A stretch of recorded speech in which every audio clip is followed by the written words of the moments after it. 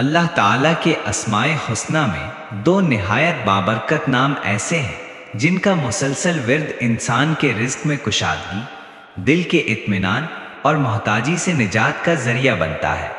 اگر کوئی شخص چاہتا ہے کہ اللہ اسے غنا عطا فرمائے، غربت اور تنگ دستی سے محفوظ رکھے اور اس کے گھر میں سکون اور برکت پیدا ہو، تو وہ ہر فرصت کے وقت اللہ کے ان دو ناموں کا ذکر کرے، یا رزاق یا وہاب۔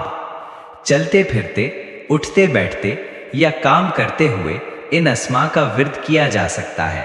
چاہیں تو روزانہ 111 مرتبہ پڑھیں اور شروع و آخر میں درود شریف 1، 3 یا 7 مرتبہ پڑھ لیں۔ اللہ تعالیٰ تمام مخلوقات کو رزق عطا کرنے والا ہے۔